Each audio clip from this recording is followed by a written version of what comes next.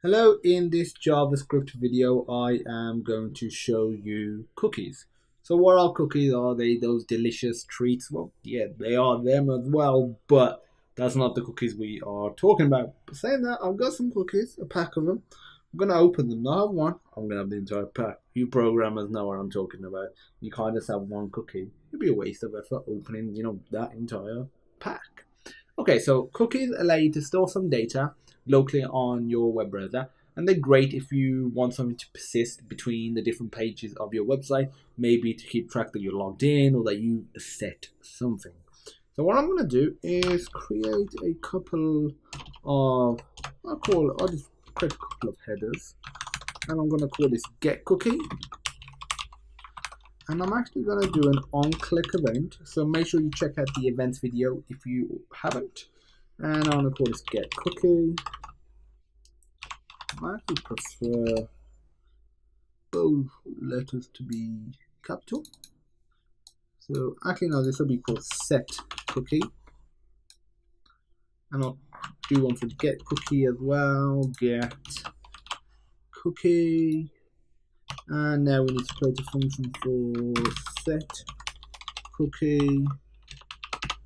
And now we need a function for get cookie.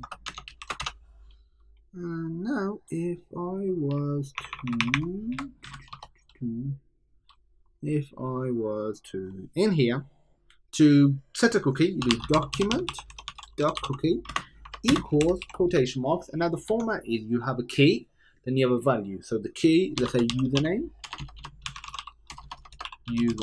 equals now the value. So the value would be, I don't know, my name, Farhan.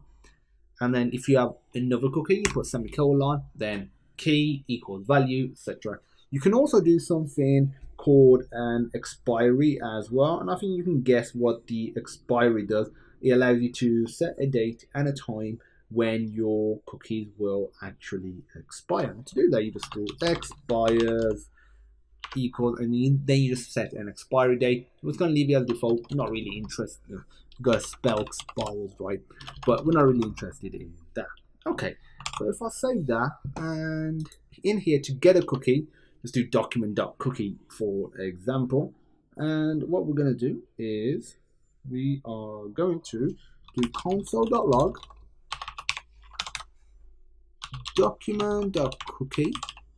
And now we are going to print this stuff out. We could get individual cookies as well. We could split them up. It's just essentially an array. So once you check out the array video and you're comfortable with that, you can adapt it to cookies. So if I save this, reload. Oh yeah, you might be thinking, why am I doing it on Safari? Just because cookies on a local HTML file that's open like this and not on a website, Chrome, without setting a particular flag and rebooting Chrome, does not allow you to use cookies just locally. Obviously online that's fine, so when you're making a website for yourself or a client, don't worry. Whereas Safari lets me use it locally. That's the only reason why. Okay, so if I reload, and I'll call this set cookie, reload, let's click the get cookie button. So we get this username Furohan. So this is a cookie that I actually set before, and as you can see, it's persisted even though I haven't set this one yet. But if I click set cookie now, click get cookie, we've got the username equals Farhan and this other one, the username of Farhan, some dodgy cookie. And if I reload the page, I'm reloading it, I click get cookie, they persist. And another amazing thing is if you're on the same website, so for example, my company's website is sonarsystems.co.uk.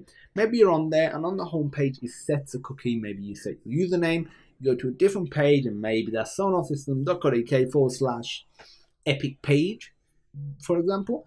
You can access that cookie that you set. And cookies are really cool. You might be thinking, okay, outside of an expiry, can we get rid of the cookie?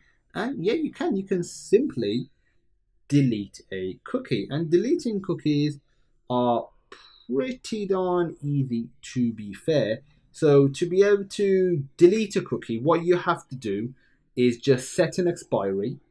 So you just do document.cookie equals, then quotation marks, expires equals, and just set an expiry in the past and they expire.